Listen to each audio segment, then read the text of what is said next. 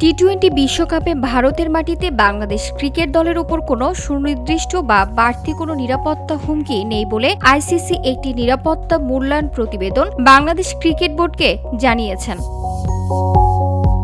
এরই মধ্যে আইসিসির অভ্যন্তরীণ এই মূল্যায়নটি বিবিসি নিরাপত্তা দলের সাথে ভাগাভাগি করা হয়েছে। সেখানে বলা হয়েছে, সামগ্রিকভাবে দলের ওপর কোনো বড় হুমকি নেই, তবে কিছু ভেন্যুতে ঝুঁকি নিম্ন থেকে মাঝারি এবং অন্যগুলোতে একেবারেই নগণ্য।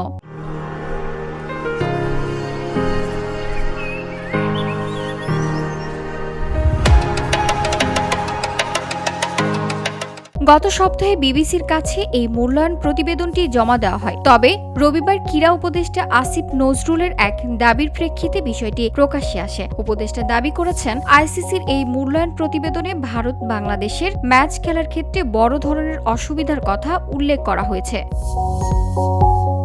ক্রীড়া উপদেষ্টা সোমবার বলেন, আমরা দুটি চিঠি পেয়েছি, যার প্রেক্ষিতে আইসিসি নিরাপত্তা দল একটি চিঠি পাঠিয়েছে। তিনি উল্লেখ করেন, তিনটি বিষয়কে সম্ভাব্য নিরাপত্তা ঝুঁকির কারণ হিসেবে দেখানো হয়েছে: মুস্তাফিজুর রহমানের দলের উপস্থিতি, বাংলাদেশের সমর্থকদের দলের জার্সি পরে মাঠে আসা এবং বাংলাদেশে আসন্ন সাধারণ নির্বাচন। বর্তমান সূচি অনুযায়ী বাংলাদেশের প্রথম তিনটি ম্যাচ কলকাতায় এবং শেষ ম্যাচটি মুম্বাইতে হওয়ার কথা, কিন্তু আইপিএল দল কলকাতা নাইট রাইডার্স থেকে মোস্তাফিজুর রহমানকে বাদ দেওয়ার জন্য বিসিসিআই নির্দেশ দেওয়ার পর থেকেই ভেন্যু নিয়ে জটিলতা শুরু হয়। VOD Bangla news desk.